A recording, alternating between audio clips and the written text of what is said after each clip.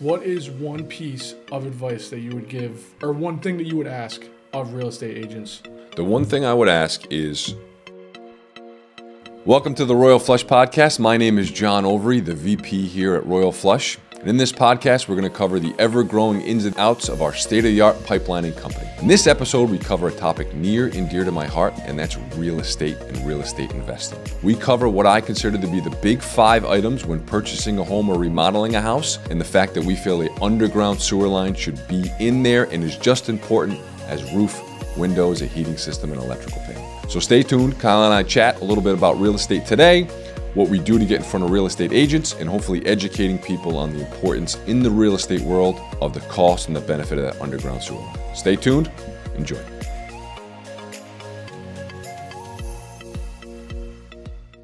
Welcome into the Royal Flush Podcast. I'm Kyle McShane, and this is John Overy. Everybody, how we doing? John, today's topic is real estate and real estate investing, all that type of stuff. You're obviously very passionate about the subject. I am very passionate about it. So I think that's kind of where the conversation is going to go today. How do, real estate investors, anyone in the real estate field, how does it kind of intersect with what we do? Yeah, great question, Kyle. One of my favorite topics to talk about in the world. So I'll start with just my personal feelings and aspects towards real estate. So I think you know this, Kyle. I actually had my real estate license for about 5 years. Yep. So I've dabbled in the real estate world. I was fascinated by it. At the time, I was trying to do it part-time, which anybody who's a good quality real estate agent knows that is not a successful path. And I was torn between pursuing that and staying with my career I was at the same time. And I decided to stay with my career, which I think was the right move. But I learned a tremendous amount from my 5 years in real estate. Personally, I am what I like to call a very amateur real estate investor. I've got a handful of properties. I'm always looking for properties. It fascinates me, and Kyle, as I've told you, for a regular everyday person, in my opinion, it is the number one way to grow and build the most amount of wealth for you and your family as possible. Definitely. So that's what I love about real estate. How it pertains to us at Royal Flush is we've talked many times about our markets and our segments. And, we don't really actually spend a lot of time on the residential market. And this is kind of really more specific to residential. We talk about these apartment complexes, these big scale hospitals, but really anybody who owns a single family home or a 2 or 3 unit, 4 unit, or what I call a small apartment complex, 6, 7, 8, 10 units. Those people are investing, and that's a really large investment in potential output and revenue stream for that person. And what we do is usually severely overlooked, if not overlooked 1,000% of the time, right? And so if I get a chance to talk to a good quality real estate agent or somebody who's a amateur investor like myself, or somebody who flips houses, or this is what they do. Hey man, I buy and hold, I buy and flip, I have a portfolio. I've got 1 unit, I've got 1,000 units. I always talk about, hey, when you're looking at a property, anybody skilled in this world can look at what I call the 4 or 5 big items, right? Besides going in and checking out the layout and thinking what needs to be fixed, you can just stand back in a couple minutes and look at these items and say, hey, what's the condition of that? Does it need to be fixed? Let me try and kind of get my budget for this property, right? And number 1 is the roof. You can stand back and you can look at the roof, or you can ask the previous seller, what's going on? What's the age of the shingle? Say, do I think I need to repair the roof? It's very visible. If there's a hole in the roof, it needs to be repaired. If you go into the second floor of the property or the attic, you see mold and mildew or damage from moisture, you can say, hey, I think there's something going on with the roof. The shingles are curled. This is very kind of aesthetically, you can see it. Hey, you know what? This property looks like it needs a roof. Depending on the size, I'm going to budget $5,000, $10,000, $15,000, $20,000 in my rehab. Cool. Roof's good. Second is the windows. You walk around the house. Are these the old wooden windows, single pane? Are the windows broken? Are they cracked? Do they not open? Right? Maybe you're a person that likes to have brand new triple pane windows. You maybe just want a more builder grade. And you say, I replace all the windows in the properties that I buy. Again, you can very easily, within 3 minutes, touch the window, see what it is. Yeah, you know what? There's 15 windows in the house. I got a window formula, punch it in the budget. I need the windows replaced, okay? We're going to now go down to the basement. You're going to open the electrical panel. You can easily say, hey, are these fuses? Is this electrical from 1920s, this old knob and tube? Do they have circuit breakers? What's the electrical system like in this house? Again, you're not going to go into a full in-depth electrical analysis, but you can open that panel. Hey, you know what? This is somewhat updated. I know the panel's good. Then you're going to go to the heating system. You're probably going to turn the heat on or the HVAC system and turn it on. You're going to get, again, a visual standard. If you go into the house, it's built in 1930, and it's the original boiler, you're probably going to go, I'm going to replace the heating system. You know, again, that could be $5,000, $10,000, $15,000, $20,000. Those are what I call the common big 4 or 5 items that anybody buying or selling a house, any real estate agent, any real estate investor can simply check off, besides the cosmetic things, right? We know we're going to do the kitchen and the bath. We know we're going to do the floors and the wall and the paint, right? Those are simple things. But those are what I call the big 4 or 5 items. What people do not look at and do not think of is the underground sewer line, because it's just taken for granted. You can't see and touch it, right? You can't look at the roof or look at you can't look at the line under the ground. Plus, you know, before I got into this business, you just naturally assumed the pipe is in great shape. Yeah. It's working, right? If you flush the toilet and things go down, the pipe's working. You can never really judge the condition or the scale, right? So you can look at a roof and go, well, it's not leaking, but I can see that the shingles are curled up. I can visually see the age. You know, I have a disclosure form saying that the roof was put on 27 years ago. That's a 30-year roof. It needs to be changed. It's still working, but it's time to improve the roof. The same thing can happen with your underground sewer line. It can be working. You can take a shower and go to the toilet and wash your hands, and the water could be going down, but you could be sitting on a leak any day now. And so people just don't know about it. They don't think about it. So whether you get an inspection or not, however you feel about home inspections, a lot of people in this market don't do them anymore because it's so competitive. Or you're an investor and you kind of got your own system. People are overlooking the underground sewer line. Now, again, in the industry, the business, you kind of have an idea of what a roof would cost, right? Again, kind of $5,000, $10,000, $15,000. You got 20 windows on a 2-family house, $5,000, $10,000, $15,000, $20,000. You got a 2-family, but you got a 2-boiler system that's $5,000 or $10,000, right? Kind of ballpark costs that people understand. People have no idea how much it costs to fix a sewer line. In our past episodes, I've gone through how I convey a ballpark pricing of $5,000 to $20,000. So the last thing a real estate investor wants is to find a property, come under agreement. They're going to rehab it, either flip it or hold it and rent it out. They've got a whole budget. I mean, that business is a number business. That's it. It's how can I get the best quality work for the lowest cost to make my gap on what I paid for it versus what I have into it the biggest, so I can make the most money. It is a numbers business. So you do all that, and you get your $20,000 roof and your $15,000 windows, and you put your heating systems in, and you say you're going to hold it. Somebody moves in, and there's a catastrophic backup, and now you got to do a $15,000 sewer system. What is that going to do to maybe, let's say, your spread or your cash flow or your profit on that property? It's going to be devastating.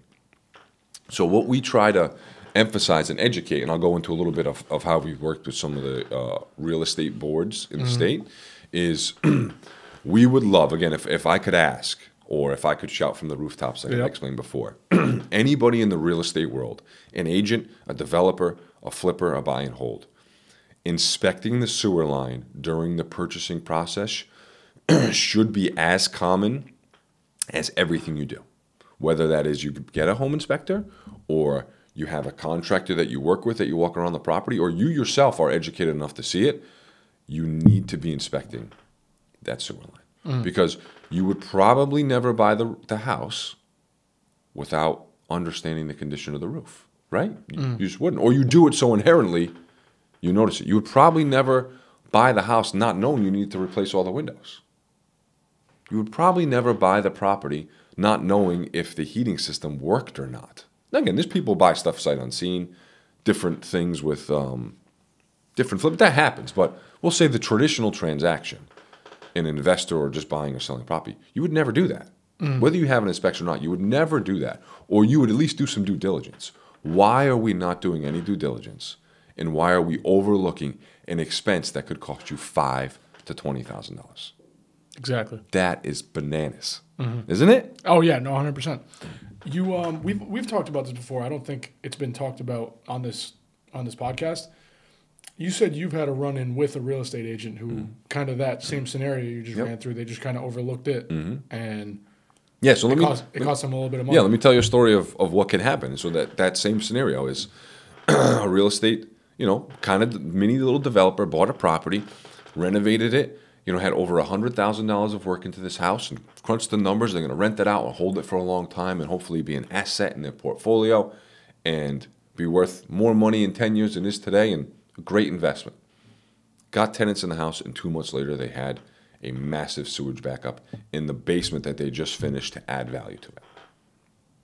So the insurance is going to cover the damage inside the property, right? We'll remind me to come back to a little bit on insurance because it ties into this, okay? Perfect. So insurance will cover sucking up the water, removing the drywall and stuff like that. But what the insurance isn't going to cover is the fixing of the problem that caused it.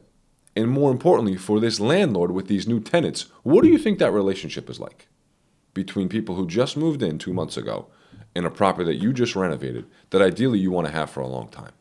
It's not a really good start. Not a hot start. On top of that, you can't increase the rent to cover a $15,000 sewer. That is coming straight out of his pocket. Straight out of his pocket. And now the spread on these real estate and these rentals is good, but it's not. I mean, from a property, the buy and hold and rent market is a long-term game. Okay, it is not a get-rich-quick scheme, right? Real estate is not a get-rich-quick scheme. So, let's just use a scenario of a guy who has a 2-family property in today's market, probably bought it for around $400,000, fixed it up. In a really good scenario, he's going to profit maybe $1,000 a month off each unit. That would be really, really good in today's market. So he's going to get $2,000 a month after all his expenses. So for the year, he's going to make $24,000 in profit, okay? Depending on if he has a good accountant or not, technically you're going to pay capital gain, you're going to pay taxes on that as ordinary income. So let's just say at the end of the year, you get to keep $16,000, okay? Just some ballpark numbers. If he didn't plan and budget for that sewer system, and we go in there and we can fix it, and we've got the right technology and the right service, and he decides to go with us, and that's $15,000. Poof, 1 year of money gone. Just set it on fire. Give it to give it to us at Royal Flush. Okay, you're not setting it on fire. But one year of revenue for that property gone Out the window. Out the window. So he's not going to be happy. No. And it could have been overlooked, or it could have been caught by a $300 to $400 camera inspection. So that's the penny wise and pound stupid type of deal. And again, it's probably due to a lack of education, which is hopefully what we're doing here today. But at a minimum, the problem still would have been there. If we looked at the house while he was buying it, a good quality investor would have still bought it because they know shit happens all the time. But he could have budgeted and allocated more properly. Maybe take that $15,000, spread it out over time, and rolled it into what he did. Maybe he would have done a little less of the kitchen renovation. Maybe he would have put Formica instead of the granite. I'll take a couple grand from that, right? Maybe instead of putting the glass shower doors in, he would have just put a regular tub. Hey, there's a couple grand there, right? So you can pick and choose and decide and allocate, but now his budget would have been very, very different for that rehab. And he would have been able to understand it and do it at the beginning and budget for the process. Instead, there's $15,000 out of his pocket and he's not making a penny for a year. That happens to a lot of people. And whether the camera's with us or not, it doesn't matter. We're not trying to sell camera inspections today. It's just have a look inside that pipe to understand what you're doing for $300 to $400. And I bet you that guy would have given $1 million to go back and budget and plan accordingly and to know that issue beforehand so he could have budgeted it. But more importantly, eliminate the massive disruption to the tenants, the insurance company coming and now cutting out all the work that he just did, basically wasted time. The people being disrupted, and it's just a whole rigmarole of stuff that could have been completely avoided. Yeah, no, I think, and that's kind of more of, I think if there's one thing we can kind of shout from the rooftop, like you said, get out of this episode is be proactive before you're reactive. Yes. Especially in an area like like real estate. If you're in that hold phase and you're renting out a property and you're reactive, it falls on the tenants in the sense of, it's a hassle in their life now, and you just kind of brought other people into your problem that could have been avoided if you were proactive. Absolutely. And gotten that camera inspection. And there could be nothing wrong with the line. Yeah, ideally there is nothing wrong with exactly. the line. But now you have a peace of mind. You have some evidence, some footage, some understanding. Again, imagine never stepping back and looking at the roof. Like, the roof's fine. And then you get the people in and it leaks. You wouldn't let that happen. Exactly. You could see the roof. You need to see what's going on underneath. I hope you're enjoying this episode of the Royal Flush Podcast, and I just want to take a minute to explain to you the importance of a camera inspection and how it works within what we do here at Royal Flush. If you've ever wondered what's going on inside your underground sewer line, we have the technology to do just that. If you've ever experienced a slow drain, God forbid a backup, and God forbid any sewage coming into your home, we at Royal Flush have state-of-the-art camera equipment to take a look down your pipe to diagnose the problem and understand better what's going on. The analogy I like to use is going to the doctor for a broken bone. A doctor would never prescribe any medicine or certainly give you a cast without doing an x-ray on your bone to understand if it's broken. The camera inspection is going to do the same exact thing. That's going to allow us to look inside the pipe, diagnose and inspect what's going on, and from there offer you a solution. I have an exclusive offer for you. If you mention this Royal Flush Podcast, we'll offer you the camera inspection free of charge. Enjoy the rest of the episode. Hope you like it. Let's go off on a tangent about the insurance. Okay. Let's do it. And hopefully maybe a little bit of education. So if you do decide, or maybe somebody's told you about it, maybe you've had the opportunity to work with us and you are inspecting that line, people always have a question for us. Well, hey, doesn't my insurance cover my sewer line? Right? We get that question all the time. So we'll do a disclaimer. I am not an insurance agent, and I do not work in the insurance world. But here's the deal with insurance in the pipes, okay? The insurance world is very, very unique. There are specific insurance policies that do cover underground sewer lines. That does exist. You have to specifically ask for it, specifically get quoted for it, and then specifically have it in writing on what they call your insurance rider, or basically your insurance documents. So if you're interested in that, inquire about it. It does exist.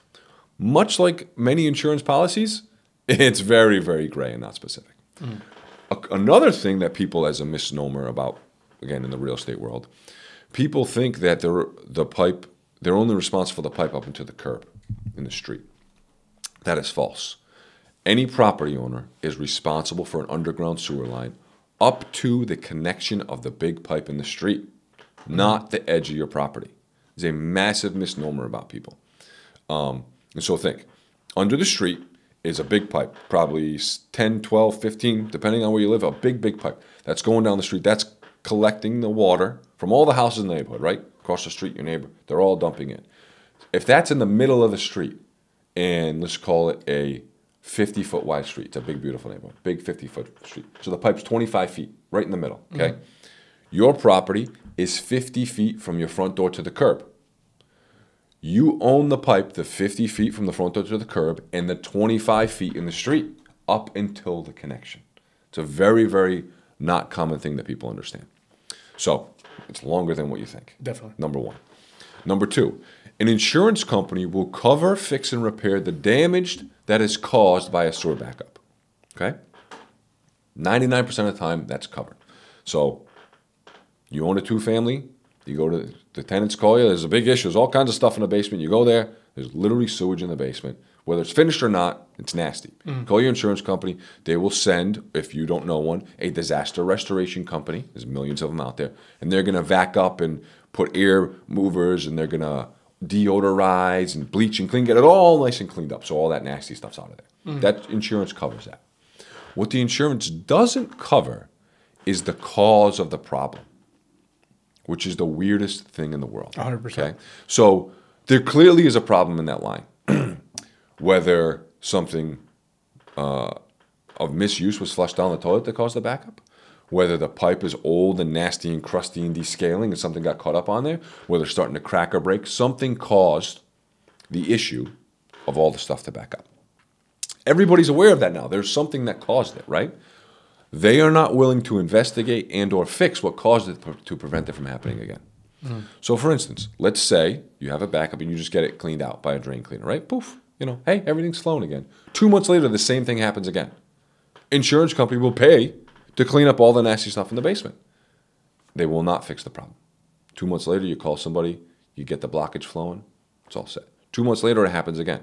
This will continue to happen for eternity until you, the homeowner, unless you have a specific wordage in your policy to cover this, the insurance will not pay for the line to be fixed. And I think we've talked about this before, and I kind of mentioned it earlier. Insurance companies are strictly reactive. Yes. Like it's the proactive versus reactive thing kind of perpetually. Where Absolutely. They're not doing anything. They're not, they're not going to funding anything.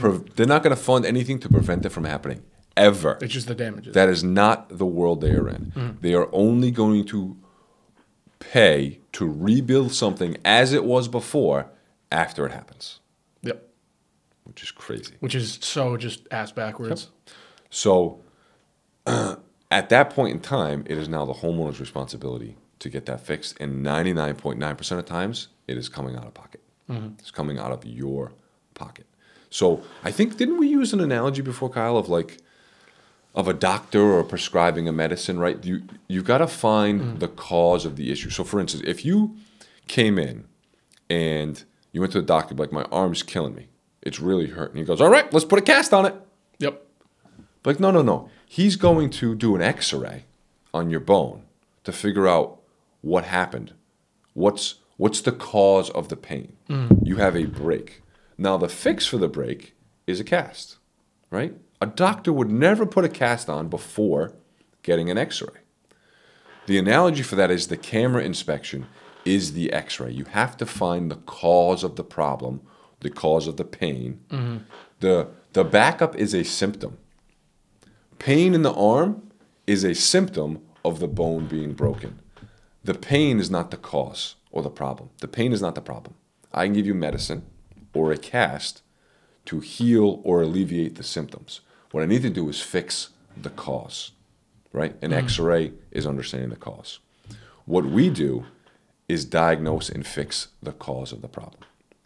The symptom is the backup. Clearing it is giving you aspirin for a headache. Lining your pipe is the x-ray, is fixing it. Lining the pipe is identifying the problem, and the cast for Royal Flush is pipelining it to fix it permanently. Yeah, so I think one way to kind of bounce off that is if you have pain in your arm, or let's say sharp pain in your ankle, and you tweaked it, you can't walk. You go get an MRI. Like we said earlier, you might not have an issue with your pipe. You might not have a broken ankle. Hopefully you don't. But you're still going in for an x-ray and an MRI because of the pain. Yes. Because of that pain point. So that's kind of... And what is your body worth to you, Kyle? Everything, right? My body's a temple. That's right, baby. You're a temple. You're a top male specimen. The same thing with the property, right? There's a lot of money in that property. Yep. Hundreds of thousands of dollars in the potential future growth and value increase of hundreds of thousands of dollars over your lifetime. Why would you not get the MRI on the pipe? Exactly. You got to get an MRI or an x-ray on the pipe. The chance that there could be a problem. Yep. An underlying problem. There's, like I said, there's pain. Yep. You're going in, if it's a body part, if you're talking a $500,000 house, even if there's not a problem, it's worth getting it looked at. Yeah. You know what I think a good analogy for that is? So it's football season. Is a well-oiled, high-producing, expensive, good quality NFL player. He's in a game. He goes, it took me up. That basically, that's a Ferrari or a Lamborghini. I'm a Jets fan, so just watch your words carefully. Yeah. They're going to get an MRI every single time, right? You know why? Because the players are worth it. Those are those teams' assets, right? They're out there to produce and win games. In your house, your assets are your roof, your windows, your structure. We'll say the underground pipe might be Aaron Rodgers' Achilles. Okay? Be careful with your words. You got to get that thing looked at. You've got to get 100%. It looked at. 100%. It's the chance of not looking at it and making it worse. It's not worth it. These are high-performing athletes. Exactly. So I want to talk a little bit about what we're doing to hopefully educate people in the real estate world. So for us, I think the stat in the state of Rhode Island is there's like 5,000 real estate agents, Okay. which is kind of crazy. I could be wrong on that. I think we it's- did some research on that Yeah. before we went to the Newport. It's Board of something, Realtors. yeah, it's something like that. But in real estate, from my experience as an agent too, it's actually, in my opinion, it's the 90-10 rule. 10% of agents do 90% of the business. Yep. Okay. And so our goal, like we've talked about a lot of stuff, is educating people. So what we've done is we've teamed up with, right now, the Newport Board of Realtors and the Providence Board of Realtors, and we're working with the Kent County Board of Realtors to get basically a membership. And our goal is to educate as many of those realtors as possible, ideally get in front of the 10% who do most of the deals. But just same thing, tell them exactly what we told them now. To, like, you guys as a good agent should be educating people. So here's my opinion. The difference between a good agent and a great agent are very, very small things. One, communication. Okay? Two, education. And three, the ability to take that deal to the closing table. The ability to get that deal done. That's an intangible. But if somebody has those three things, in my opinion, that what makes you great opposed to good. Okay? And so if we'll go back to the ability to communicate, obviously setting up appointments, doing those types of things, but talking through things, negotiating. It's a very, very important skill. Yep. For us, the second thing, education, that's really where we fall into. Your customer, potential looking to buy or sell a house, they are looking to you as the expert in the field. Okay? They're going to lean to you to guide them through not only the transaction, but the millions of things that are running through their head. Now, here's what's interesting as a real estate agent. You actually are not supposed to give any real advice. Really? Yes. You have a fiduciary responsibility. But you are not, so let's say they ask, like, oh, what do you think we should do about the electrical panel? You are not a licensed electrician. Okay. If you tell, technically, if we want to get real technical, if you say, I think the panel's fine, don't worry about it. And they move in the house, there's electrical fire, technically you could be sued No. as a real estate agent. This is just vocab, so I understand kind of where you're going with it. Fiduciary is when you don't benefit from something, right? Correct. You just give, you're supposed to give them the right guiding North Star advice at all time. Okay. Okay. Yeah, like not looking out for your best Yep, interest. exactly. Okay. But if you say, I mean, I think the electrical's totally fine, don't worry about it. And they go in there as a house fire, God forbid somebody dies, you could say, my agent gave me the advice that I didn't have to worry about this. No, the chances of that happening are very, very low. Yeah. What a good quality agent can and should and would do, if we're going to get real technical and legal, is you can offer your opinion, but you say, listen, I think what you should do if you're concerned about the electrical panel is hire a quality licensed electrician to get a third-party view on it, and they could probably give you a report or an inspection and give you their opinion. I think the panel's fine. If it was my house, I would not concerned about it. But if you have a real question about it, we should, and I can put you in touch. I have a guy that we work with, a good quality electrician, come by, take a look at the panel, and give you a full assessment. That's what a good real estate agent does. Okay? Now, there's no liability there. I give you my opinion, but I told you, hire a professional. Yep. Right? That's what a good agent does. So to be able to navigate and give your opinion, and true, I mean, there's times like, listen, don't worry about it. Right? Oh, the front door doesn't lock. Change the lock. Don't worry about it. You can't get back to me and say somebody broke in because you said, like, no. Yeah. Don't worry. Change the lock. No big deal. Okay?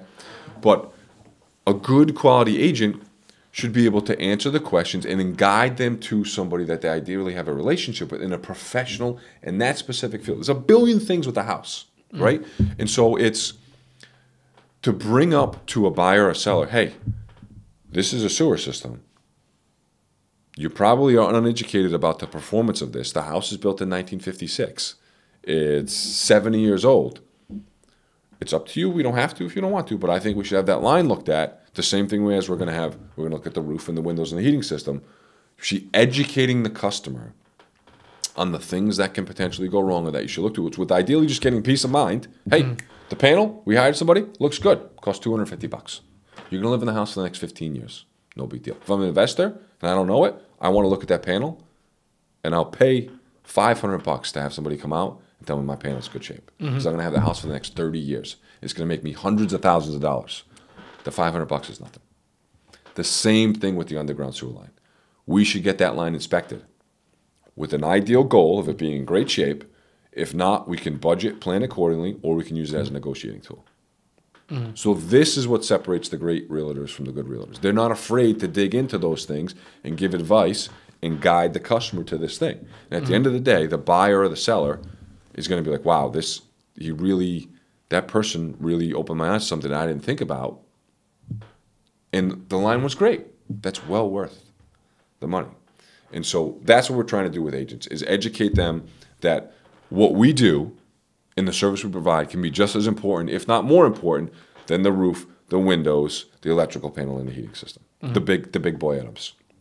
In an ideal world, of course, selfishly, we want the underground sewer line to now be in there.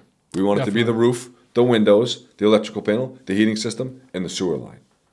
Those things need to be checked out on every single solitary property. Again, because you would never buy a house not knowing the condition of those. It just wouldn't happen. So why are we doing it? Over and over and over again. And we get I can't tell you how many calls we get. Time after time after time. I just bought my house. I lived here for a couple months, less than a year. I've got a massive backup. I think there's something wrong with my sewer line. Happens every single day. The cost is on them. And listen, we love those customers. We service them. We do business with them. We make tens and tens and tens of hundreds of thousands of dollars off these people every single year. It's fantastic for us. But if they were educated about what happened or the condition of in the beginning, they're still going to have to get the pipe fixed. But at least they can plan and understand a little bit more. There's nothing worse than being reactive in a home expense, whether it's your own property or you're an investor, and you don't know. Because, man, taking that $15,000 hit is like a shiv. It's like Caesar coming up behind you and taking it, man. You're going to get caught off guard, and you're going to be so frustrated and disappointed by it. It's going to be devastating to you. Yeah, and not even being able to plan for it as well, as far as just being ahead of the 8 ball. But you don't have to live with the consequences of a backup when it happens. If you're reactive, you're living with that backup. You have to get all these things done so you can get back to normal everyday life. Well, people are busy. So, right, whether it's your own personal house or you're a full-time real estate investor with thousands of units, you're busy. And if you got a team of people, they're busy too. So dealing with that problem can be we're talking, it's going to take 1-2 months to get everything back to normal. That's going to delay your production as an investor in buying for more properties, or maybe your team on your maintenance team isn't going to be focused on this when they could be focused on something else. There's a cost benefit to everything. Definitely. To absolutely everything that we do in life. Whether it's my own house, I got 2 small kids. You think I want to deal with a project that's going to take 6 weeks to mitigate my basement from a backup? No way, man. I don't have time for that. Get the camera at the beginning of the house during the process, and I can know, I need to get that line fixed, or it's good. I'm an investor. I'm going to flip the house. I want to make it look nice and pretty. Yep. I want to put the new roof on so the shingles look beautiful. I want to change the windows out. I want to put a new kitchen and bath in. I don't want to deal with that sewer line, man. Or if I do, I need to know about it. I need to say, you guys deal with it, get it fixed, then I get back to the stuff that people care about. Because guess what? Nobody's buying a house because the sewer line's new or old.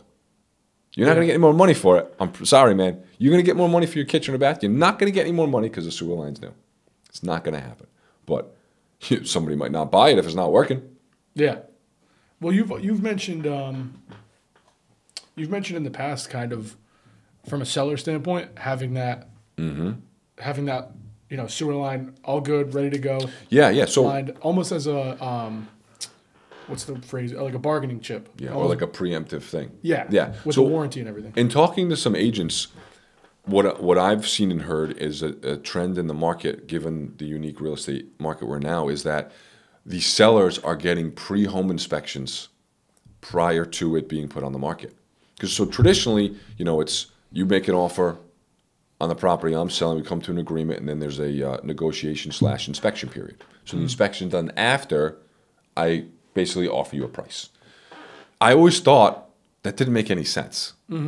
Why wouldn't the seller spend the $300 to $1,000 for the home inspection, get a home inspection report, and offer that up as a transparent part of the transaction?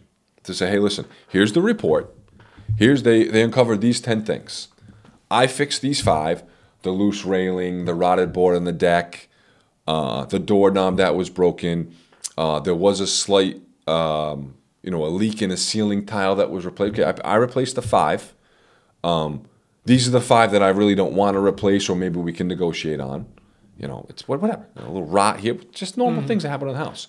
And now there's no going back and forth at the end. That is transparent as part of the deal and what you're doing up front. Yeah, you know what you're paying for So at that point. exactly. So let's just say the house is going to go for $500,000. Maybe you as the buyer say, okay, I'm going to offer $490 because I have to fix those things, or I'm cool with fixing them. Again, the transparency is there. Why are you're never going to go to a place and say, I'm going to pay $10.99 for it, but then when I get it, I'm going to open it up and I'm going to look at it and go, one of those wires, you know what? I need $1 back. The transactions don't happen that way. It makes no sense.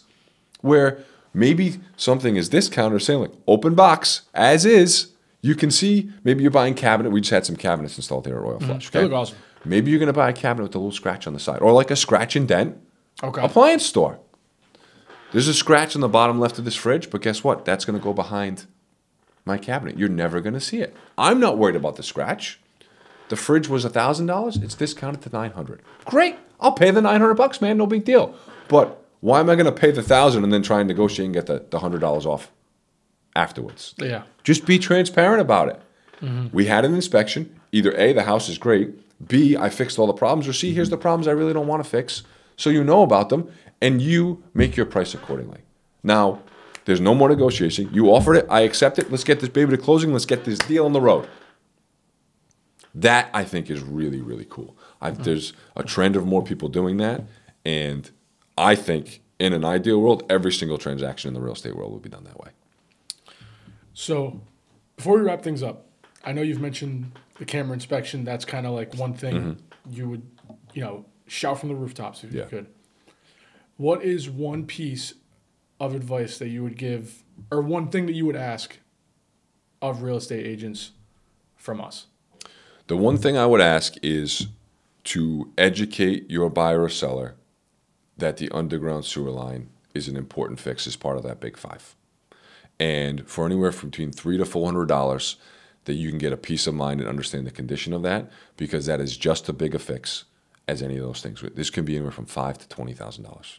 That's a big chunk of change. That can either sway you to buy the house or not buy the house. That can help you budget something more appropriately, or it can help you understand what's going on. So to me, if I could ask every real estate agent in the world to say, hey, Kyle, we're looking at this house. I think the windows look good. We think this looks good. I think we really should get the sewer line inspected. That's going to be peace of mind. We'll know what that is, so this way you can be happy in this house for as long as you own it. And ideally, they give us a Royal Flush a call. We take a look at it. The line's great. Everybody's happy. If the line's not, we can go through the process with you, go through the details, offer you a detailed estimate, and hopefully fix that line for you so you don't have any problems moving forward. Well said, John. I think that's a good place to end it right there. Let's wrap it up. All right. Thanks, everyone, for watching. And see you next time. Have a good rest of your day. Yeah.